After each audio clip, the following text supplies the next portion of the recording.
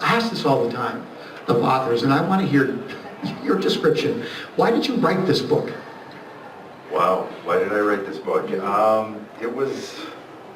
kind of I wrote this book. At the time I wrote the book, it was a strange time for me, just because I had, actually my father had just died, and I was after, as well as that, I was at kind of a low point in my literary career. I had published a first novel, and then thought, of course, oh, it's going to be really easy to get a second novel published, and it was not.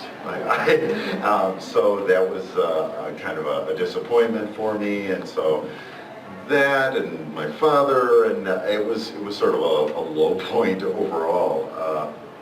So I wanted to write something that I guess I felt like I could write, and that I wasn't sure anybody was even going to want it or read it, but I just sort of wanted to write something for me, and I had written a story that's actually in my story collection called Mystery Spot, that was about an older couple who jump in their RV and kind of go off on this sort of last honeymoon, this last vacation, whatever, and and it was just something, I guess I felt, it was a 10-page story, but I sort of knew what was going to happen, and so I started writing that, and I just kept writing it until it was done, and it was a strange sort of time for me, just because I sort of felt like I didn't have anything left to lose as far as literary,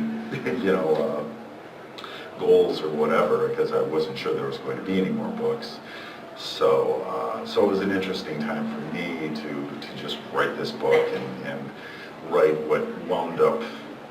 My dad had Alzheimer's, and he, in a lot of ways I wound up writing about kind of what my family had just been through, and that was not my intention. I'm not a writer that likes to do a lot of cathartic sort of writing. I tend to let time pass before I write about things that happen to me, but this book just wound up happening at that time, and I think it does reflect a lot of what I had been through with my dad and my family too.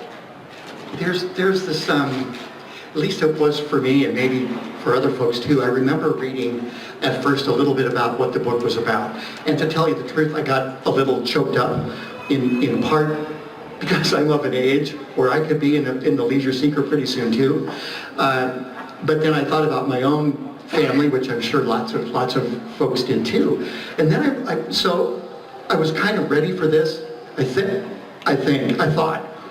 And then I read the last line of the book. I don't know if you remember it, but I could pick it up and read it. Oh, sure. I will. And this just kind of did it for me. This was like bookends for me, because I'm thinking, of the two of them, just, you go do this. And then at the end, it's Ella. This is all Ella speaking throughout the book. The last line is, "It is not your place to say." And if you've read the book, boy, do you know where she's coming from. And it talked to me a lot about personality, but far more about judgment and how we judge ourselves and the lives that we've led. Am I way off base? No, I don't think so. I think for Ella, she has, that's right, we're getting feedback. I think she spent her whole life sort of making other people happy and doing some things that, well, she wanted to do, but also felt like she had to do. And this is probably the most selfish thing Ella does in her life. And I mean, that's all part of that ending. I think the whole book leads up to that ending. And this is one time where she's not going to be, judged or anything. She is going to do what she needs to do, what she wants to do. And I do think the whole book sort of leads up to that line in a way for her. Did she become the protagonist simply because John had been diagnosed with Alzheimer's, or is this something you wanted to do all along? Could you have switched characters? I guess that crossed my mind at one point, but once I started writing it, I just sort of felt like I knew it had to be, Ella had to be the narrator. I didn't want the other, to have John be narrating it or alternate chapters or anything like that. I just sort of felt like it just felt right, and that she would be there. And people are always saying like, oh well, was it hard writing in the voice of a woman, an older woman? And I didn't find it hard, but I mean, a lot of Ella is based on my mother, and it's not her, but she certainly inspired a lot of Ella's character. And so for me, that just felt really natural. And I've said this before, I don't know what it says about me, that I feel that writing in the voice of an 85-year-old woman felt natural to me. Well, I'll leave that up to you. but it did. That was kind of what I was going to ask you about. It. I wonder often with authors too, when you do get into the mind of somebody who's not you, whether you're a man writing from a woman's point of view, or whether you're 25 and writing about someone who's 85, how do you know you've nailed it? How do you know you're right? I don't know if you do know if you've nailed it. You just have to, I mean, for me, it's just gut feeling. It's this feels right. This feels like something that this character would say, and hopefully, if you're lucky, you can get to a point with your characters where you just go with that instinct, and just because the writing is just trust. And I mean, you have to, at a certain point, you have to just trust yourself. And if you can get to that point, then that's all you can do. And I mean, somebody else is allowed to say, and if you look on the internet, there have been some people who have said that I didn't nail it, but happily there aren't too many of those. That's really all you can. That's really all you can do. So is just trust yourself and hope that you do your characters justice. Why Route 66? It was one of those things where when I was expanding the book from the short story, it was a while before I chose Route 66, but I don't know, that's something that's always interested me. It's such an American road, and then the more I started thinking about it, it just seemed like an appropriate place for them to be traveling. It's kind of a broken road in a lot of ways. I mean, there's so many parts of it that have been paved over and, bypassed by freeways. But if you take that road or research it, there's just so much history. In a way, it's kind of, I don't know, it felt like sort of the history of the 20th century, just America becoming mobile and independence, and that road sort of represents all that, and leading to California, the kind of golden state where people have always gone to. And so after a while, it just felt like this is, there's all this history, but it's faded and broken, and it felt a little like John and Ella. So it just felt natural.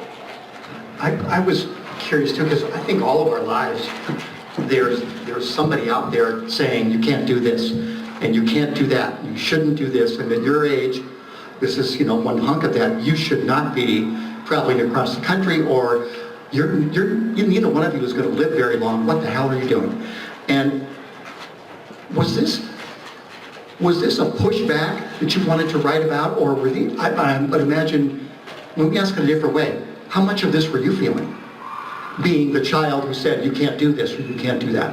Oh, well, I absolutely was feeling some of that. I mean, I think what was interesting is that, I mean, in a lot of ways, The Leisure Seeker is, it's a road trip book, it's a road novel. And, and a lot of times, I mean, traditionally road novels are young people. And but there's all those things. It's still always about independence and finding yourself somehow, and arriving at some state of mind or some place that you need to get to. And I think I was kind of fascinated with the idea that it was, here's two people who are basically at the end of their life, and they know very well who they are. Not so much John maybe, but Ella does, but it's still about that same thing. It's a road novel about independence and about finding what you need to find out there in the great unknown, I guess, and the road as that way to find it. When you were writing this, were there, if you think about that, I was wondering if you were thinking about your own dad and your mom in terms of, geez, I was the kid who said, you can't do this. You can't go there by yourself. I've got to drive you. What are you doing trying to drive to the mall? You're 99 years old, whatever it is. And was this a bit of a catharsis for you? Yes, I think it turned out to be. It was not an intentional thing, I think, for me, and which is strange because I feel like I should have probably known that.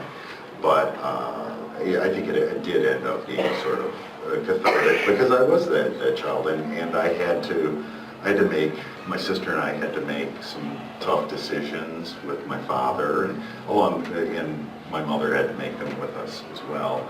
So I think it was, and writing about being that, John and Ella's kids are, come back, and I absolutely would have been that way had, my parents chose to do something like what John and Ella do. So yeah, I do feel like it was cathartic, and I think I did need to write about some of the tough decisions we had to make, and maybe sort of make some peace with them as well. There were also a lot of moments that just cracked me up, and especially the food. As soon as you talked about fried bologna sandwiches, I thought, oh, I remember those. Yes, how many of those did you have growing up? Fried bologna sandwiches. Well, there were lots of bologna sandwiches. Yes. One thing I wound up doing a book tour of Italy. I was telling you about that for the leisure seeker, and that was a question that came up everywhere I went. Was why did they eat so bad food? So much bad food. And it was like the hamburgers. Oh, and it was really funny. And it was like, well, I don't know. But lots of bologna sandwiches, lots of hamburgers. Well, the Italians loved you. Yeah. You told me this great story. You can tell. I think you should tell a little bit about that. It's great. Yes. So the Leisure Seeker was translated into Italian and published pretty much simultaneously with the American edition, and it was very strange. I wound up getting invited to an Italian literary festival, and which is not at all like any American literary festival I've been to. We were like rock stars there. It was very strange. I got backed up against brick walls and forced to make literary poses, or paparazzi, or taking photographs, and I wound up in Italian Vanity Fair, and there's nothing like that has happened in America. There hasn't been that much paparazzi problem. Any burly handlers to push them away. Well, maybe when we're done, we could have like a cell phone moment. We could all yes. put you over there. Well, take your yes. Come on, do this. Yes. So there's something else. I really was taken how you were all over the ballpark with these folks, which to me felt like real life. Ella would start yelling at John and get mad at him, obviously for things that he couldn't control, neither could she. But it's human. And she also talked a lot about what she was thinking and what she was going through, because she's going through a pretty terrible thing of her own. And I just wanted to read you a couple things that just stuck with me. And this is Ella. And she's talking in a couple points here. She writes, I need sound. I don't want to be alone with my thoughts. I don't like my thoughts anymore. They're not to be trusted. What do you mean? What was she thinking? I think a lot of the whole journey for Ella is a distraction, I think, in a lot of ways. It's a way to, she just wants to go and be on vacation with her husband, and she kind of, I think she knows in a lot of ways what's going to happen, but she doesn't want to think about it. She wants to go and eat food that's bad for her and see some tourist traps and think about traveling with her kids and her husband when things were good. And I think a lot of what happens in the book is her trying to push what is happening and what's about to happen, I think, out of her mind. And I think in a lot of ways she doesn't acknowledge what's happening, what's going to happen.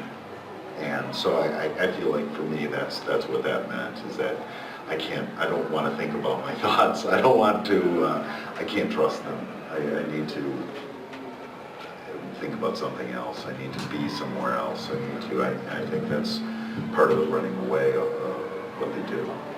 And one of the things that I've heard over and over again in all my years about writing is that kind of like the deeper you go within yourself, and as a result you're writing, the more universal the story becomes. And there are two things that got me here in the book, and one was, I have an example of it I wanted to read you, but far over writing this is a love story. They're very much in love with each other. And, I'm a big sap. I fell in love with them too. And in some ways I thought, oh no, I know there is an end to this. There is an end to this, and I didn't want them to have to end. Because it's just remarkable, the relationship they have. Where does that come from in you? I actually said this last night at a talk, but when you do write something like a novel, you have to kind of, you end up confronting, I think, certain things, your obsessions, but also I think your true self too. And one of the things that I think I've come to realize that I am kind of romantic in a way, and this book is definitely a love story, and for all the bickering and for the ending and everything, it is absolutely a love story. And and that's something that I certainly took from my mother and father, and from my own marriage and my sister and brother-in-laws, and it's not always the most cool thing to be in the literary world, is to be a romantic, but I've kind of made my peace with it. And I was also saying that some people who sort of, I think, were perhaps inclined to maybe look at the book or dismiss the book as like, it's the Notebook, but and then they get to the end, and we shouldn't talk about what happens at the end, and then suddenly the book is redeemed because there's this that moment which happens in the book, and even for Ella, it is everything that happens at the end is born out of her love and her relationship with John, and so it's definitely a love story, and I think it is kind of romantic. It is a lot. I have one more thing I would like to read to Michael. I think this might fall into a little bit of what you were what you were just talking about, and this is obviously it's Ella again. She says, there are things that scare you as you get older. You understand night all too well, all its attendant meanings. You try to avoid it, work around it, keep it from entering your house. You're weary, but Henri Body tells you to stay up late, sleep less, keep the lights on, don't go into the bedroom. If you have to sleep, sleep in your chair, at the table. Everything is about avoiding the night. And I think that in the book, I hope this was in the book or else I read it somewhere else. That Let's just say it was in the book. growing, yeah, okay, look, this was in the book, it's profound. That there's no one, once you reach that point in your life, there is no beyond here on the planet. There's no one who says, follow me, this is what old age is like, this is what an example is for you at that same age. I don't know if I've explained that very well, but when you're a kid, you got like bazillions of people to kind of look around at and choose paths and who tell you right from wrong, for better or worse. Sure. But there's no way to do that. And the night suddenly becomes scary. Yeah, no,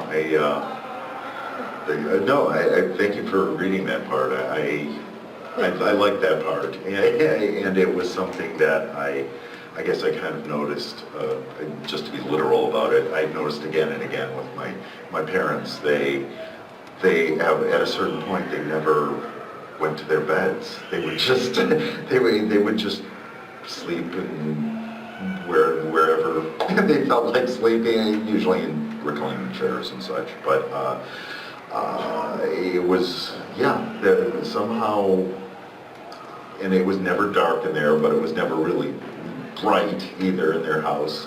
And it was just something that I noticed, and it felt like a way to somehow avoid the extremes of day or the extremes of night, and to just sort of, and John and Ella talks about that too, sort of lingering in this kind of gray world, and in a way, and that's exactly where they, they spend time there, and that's where Ella feels like she is, where she exists right then. It's, I think, somehow between light and dark and life and death, and so that passage had some meaning for me.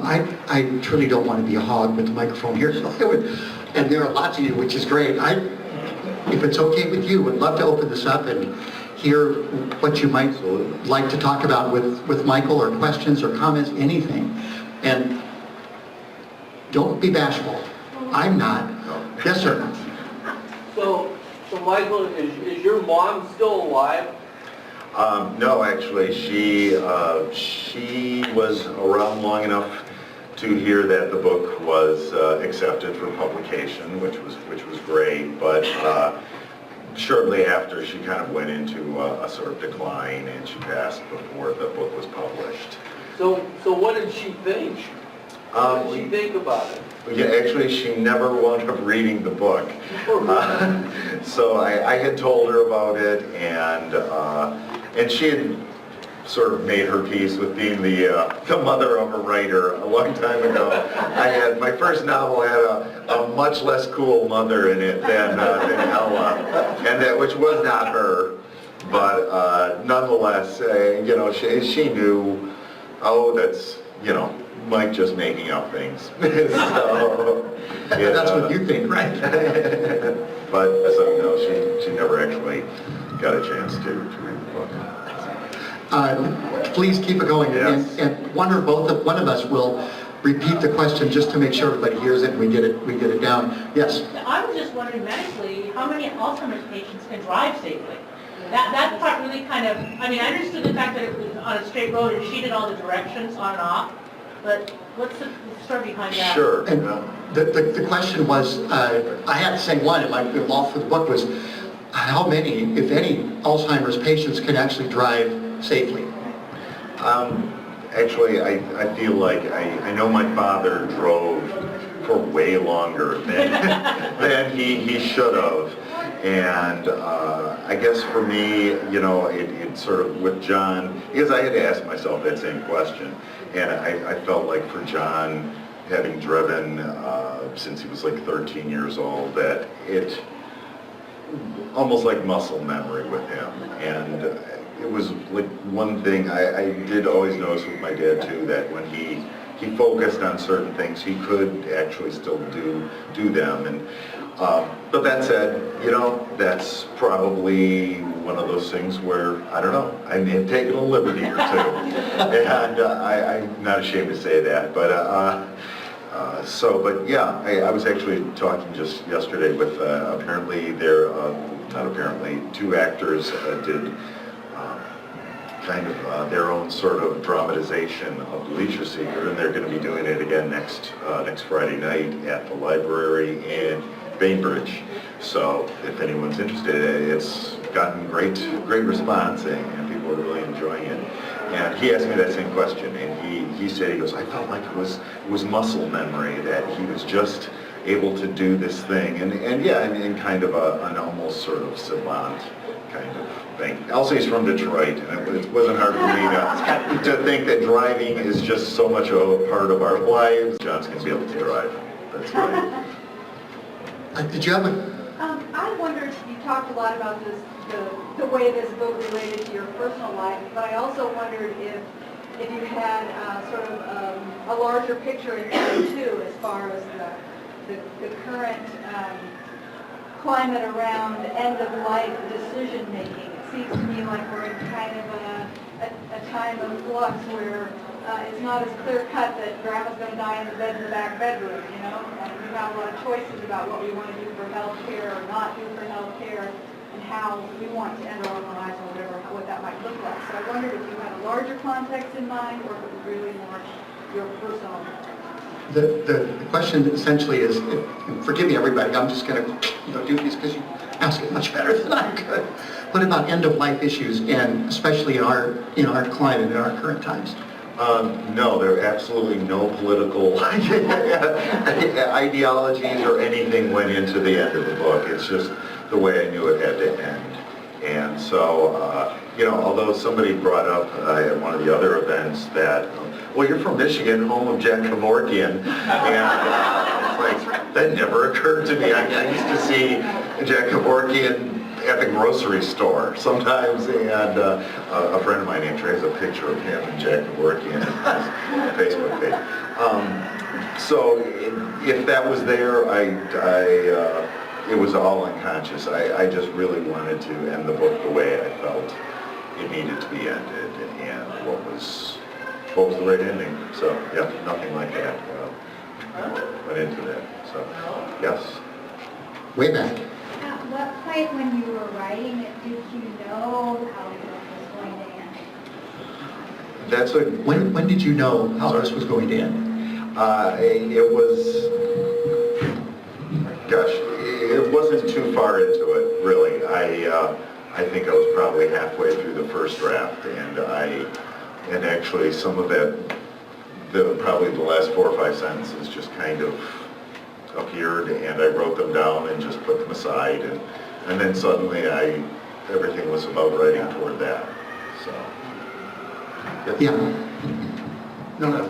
Yeah. Two questions. So what did Ella know when and how she was going to end? So when did Ella know?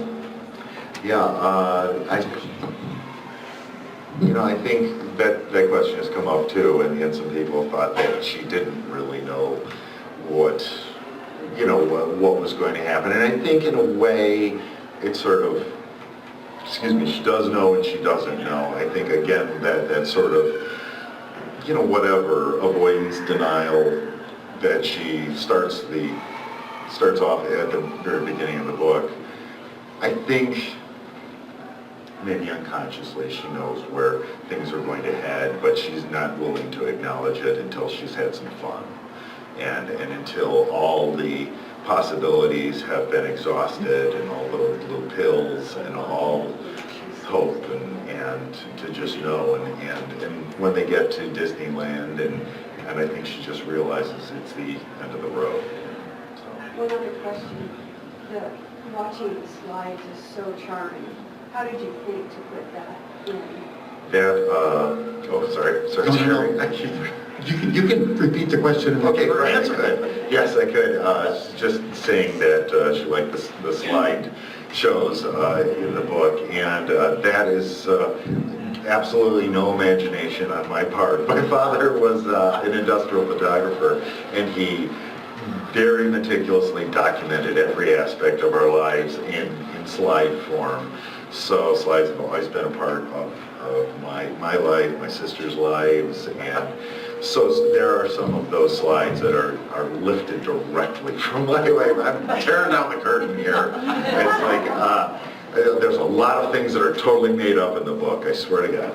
But there are slides, and in particular, there's one that I remember my mother talking about, I think it was in, oh God, Utah or something, like reading, maybe Arizona, reading the newspaper by moonlight. It was so, and my mother told me that story, and I just thought that's got to be at least a story that goes along with one of the slides, and that's what I wound up using that for. But so yes, slides. I'd almost like to know who didn't have slideshows inflicted on them as children. You didn't? Okay, she's very lucky. I was just going to say, well, anyone under the age of 50, I would start there. Some of us a little over the age of 50 too. And then, yeah. This has nothing to do with your writing the book, but I'm very interested in thinking what you published in Italy and have been there. And I'm wondering if Italy's whole culture didn't accept that couple's stereotype much better, much more as natural than we would at first glance. That's a good one. We were talking about Italy again, and culturally, did the Italians accept that kind of a story better than we would here in the United States? Mike? All signs seem to indicate that yes, they did accept it probably a little more readily. Yeah, I think and it's not like they're, without getting into all the end-of-life issues and everything, I expected to catch a lot more grief for what happened at the end than I have. I mean, every once in a while I'll go to an event and somebody will start yelling at me, and there might be someone here today that's going to do that. In Italy, yeah, they were surprisingly accepting of everything, and it's been pretty much the same in America too, but not always. But I think we are. This has come up at some of the other events too. That in America we do, I think, have a harder time talking about death as just part of the cycle of life, and these end-of-life issues that in some other cultures people just naturally accept as this is all part of it, and so.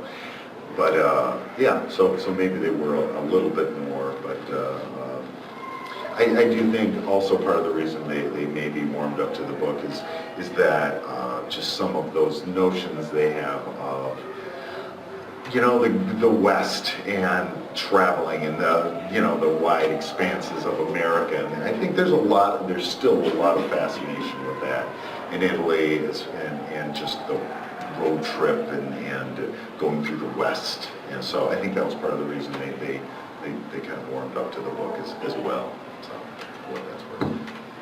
Yes. Having been almost among a few in this room that hasn't read the book, did you or your sister, or did they have any plan of what is wet toilet halfway there? How are you going to get them back? How are you going to do it for the community? I'm sorry, I didn't quite hear all of that. I didn't either, but I'm sorry. I said, did you and your siblings, or they, your parents, have a plan if things really went to the toilet halfway down? Oh. What your plan was to lure them back? Are you talking about in real life or in the book? No, I haven't read it. Oh, she hasn't read the book. Okay, it is a novel, so she asked if my parents had any plan if things went bad. I'm still not entirely sure I understand the question, but for John and Ella, I think it was always going to be a one-way trip. And like I said, I'm not sure Ella would always acknowledge that point, but I think in her mind, somewhere back there, it was there. So. Yes. I like the analogy of using Route 66 from Detroit to California. So did you go on a road trip? She's asking if I did the road actually trip. take the Route 66 road trip, and yeah, I did. It wasn't until I had written 4 or 5 drafts of the whole book. There's so much written about Route 66. It's still one of those roads that just holds the American imaginations. You know, it really. People still take that trip all the time, and there's all these different alignments of Route 66, and there are, you know, long parts of it that have been kind of ripped up, and it's all been decommissioned. But I really wanted to go and take the trip just because I just wanted to experience it. I'd always been fascinated with it, and under the guise of writerly research, it seemed like the perfect opportunity. So my wife and I. Actually, we rented a car and A car, or use your secret? no, a car and drove it and stayed in the concrete wigwams and ate barbecue, and it was really, really fun. And nothing really changed in the book. There were a few exchanges with people along the way that kind of affected the book. But mostly it was really about texture and just the way the sun felt and the vastness of the sky and just the look of things and the smell of things and the feel of them. So that's really how the journey affected it. But it was a great trip. And so we went one way too. We rented a car and then flew back. Still here? Yes. And my wife is still here too.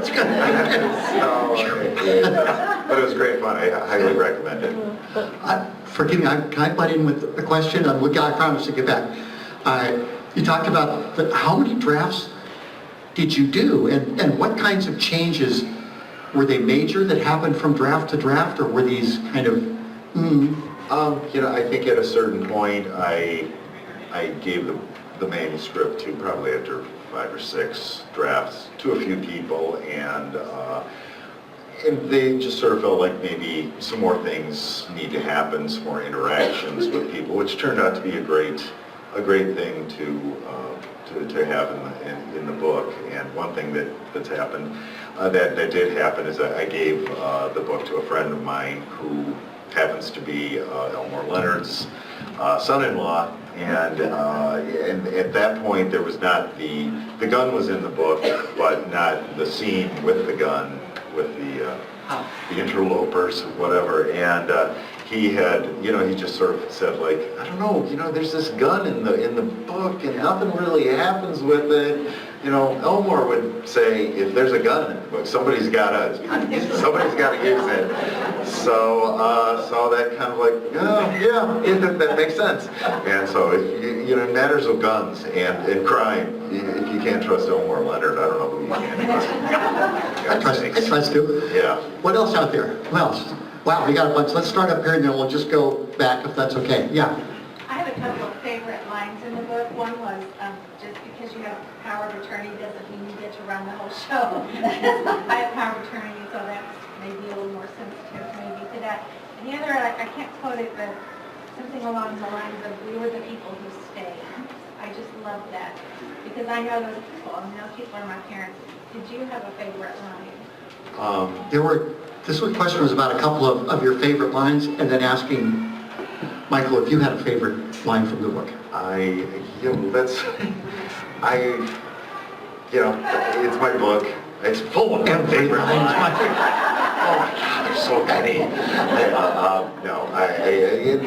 I think probably that last line, for some reason, that rang true with me. You know, it is not your place to say, and that was an important line for me, and one that I, like I said, I felt like I wanted writing toward, and so that was probably an important. But I'm sure there are plenty. If I went through the book, I've highlighted all my favorite lines. Yeah, I think you had one too. I'm sorry. I love the scene with the gun. Ella was such a fighter, and John was oblivious, and here she was keeping him on the straight and narrow on the right track. And at that scene, I wondered, well, is this going to be it? And then they were in Arizona, and the coyotes, and they were on the ground. Is this going to be it?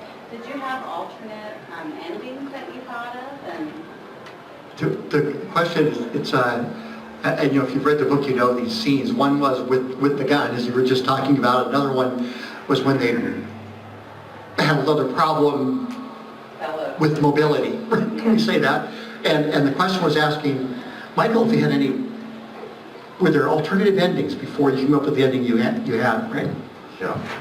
Actually, no, really. That was always going to be the ending. I mean, I think some of those scenes wound up being, I mean, especially the one where they both have a fall. I think we can say that. And I really just kind of wanted to, I mean, there is a weird sense of it, and that's part of what the gun, the presence of the gun, you know, you're always wondering what's going to happen with that gun, and they have a fall, and it, I guess that was more, that was me trying to write what I felt like was a kind of how huge it is when, you know, something like that happens at a particular age, and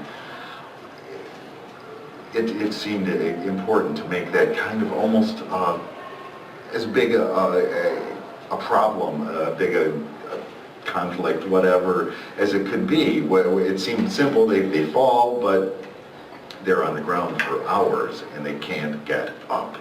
And so I sort of wanted that to be a scene that reflected, you know, just how dire this is, even though it's, all they would need is somebody to come and help them stand up, but those people, someone's not there. So, but no, there were never any alternate endings. That was always just going to be the one. And I have some other people said that they were worried about gorier endings. Yeah. And yes, and that was another thing that people worried about with the gun, but I haven't heard anybody talk about the coyotes. That would have really been a gory ending. So, no kidding. Yes? You mentioned that the trip was the most selfish thing that Ella did. I never felt that she was being selfish. I guess my dad passed away about a year ago as well, and having watched the Tacoma, I kind of felt like she was saving her kids from some very, very hard choices. And she had promised her husband that he would not end up in homes. And it cost her something to do what she did. She had to say goodbye. I mean, she was on her way out anyway, but still to have to say goodbye to her children. I didn't see her as being selfish. oh, well, This is, I'm sorry. I just love it. I can butt in and just be quiet. This is my time. It's the questions about Ella and whether or not this trip was a selfish one on her part, or whether she had other motives. For example, probably saving her children from, you know, just a lot of agony, and her husband also. And I guess maybe that, I read it from the standpoint that she always knew about this government. Okay. I thought she had a plan on it all. And read it from the standpoint of Ella having a plan all along, which is the way you read it. Carrie? Oh, I'm sorry. No, Go ahead, no, Mike. it's okay. Somebody's got to leave, and she needs to know if you've got another book in the works. Okay, well, right after this one, we're going to go back there. Okay. You know, when I said that, the most selfish thing, I think that despite all those things, and Ella doing this for her own, also for her own reasons too, because she wanted to do it her own way. But I still think that she would do that stuff for her children, but also she would maybe think of it as selfish, despite, and even at the end, she acknowledges that, you know, we're gonna call it a wash, because I've spent my whole life worrying about my children, and I know this has hurt them, but I had to do this, you know. So I still think maybe she might think that it was a selfish thing, but you know, I don't think it was. But anyways, and somebody else had There's one in the another book in the way works. back there, right? Yeah, well, I do. I have one sort of making the rounds right now, and the publishing world is is a shaky place these days, so we'll see what happens with that one. And I'm working on something else too, sort of a period piece of Detroit in the 70s, and so I have hopes for that, but I feel like I'm exactly where I was after my first novel, which is like, well, we'll see, and I wish it was, I would love to get to that point where, you know, I had somebody that would always publish whatever crap I gave them, and no matter what, and no sign of that happening. So every book is a struggle, and I don't foresee that changing, so sorry, I wish I had another. Yes? I have a question about that too, but I'll save it for after, I think you two, right? How about my left and then my right? Is there a movie in the works, because I think it would be delightful, and who do you see in the casting? The question's about, is there a movie in the works because you think it would be delightful, so do I, and who do you see as characters? Actually, there was, when the book first got published, there was a production company attached to it, and somebody really good too, who had done some great films like Boys Don't Cry, and that kind of, some really good movies, and they did not wind up getting any financing for it, and they had a director that was ready to do it and had written a script, and they kind of couldn't attach, they were trying to attach a star to it, and I don't know if it's because in Hollywood nobody wants to, I don't want to do my last movie, thanks, you know, what everyone is going to think is my last movie, you know, on Golden Pond. But, so they weren't able to do it, so everything just sort of fell apart. Just recently though, in the past year, a woman, a screenwriter, has worked on she optioned it and worked on a new script, and she's got a director who wants to do it, and they are again trying to get financing, and they'd see it as sort of a nice little independent film, and that's the way I would see it as well. But honestly, you know, there's so many people I think that would probably be great at, you know, Shirley MacLaine would make a great Ella, or I mean, I would have thought Clint Eastwood or Jack Nicholson or something. Weirdly enough, Jack Nicholson has just said he's having memory problems, you know, so in any case, but yeah, people like to speculate on whom John and Ella would be, so anything else was here? Question. You had one. I forgot it. Oh, okay. Except I'm channeling John. We'll all come to the movie, so make sure it comes out. Yeah. I just had a quick question. Is there an actual laser seeker brand, or how did you conjure up that title? That's a good question. Oh, the title. Yeah, is there a leisure seeker brand? Well, it's weird because I kind of wanted to come up with a name that sounded like, I mean, because RVs have great names like Holiday Rambler and stuff like that. And so I was just kind of researching to see if I could maybe cobble together some sort of good name. And then I ran into a leisure seeker brand which is basically what Winnebago is called in Australia. And I loved the name so much, I just thought, screw it, I'm going to steal it. And then the book wound up getting published in Australia, you know, under its actual name. And so, but I loved that name so much, and it just seemed so evocative. And so I guess we probably could have gotten sued or something, but they don't seem to mind, so. How are we on time? 5 minutes? I remembered. Okay. And I was thinking about, you know, we were talking about writing and books and being published, or at least getting it picked up by somebody.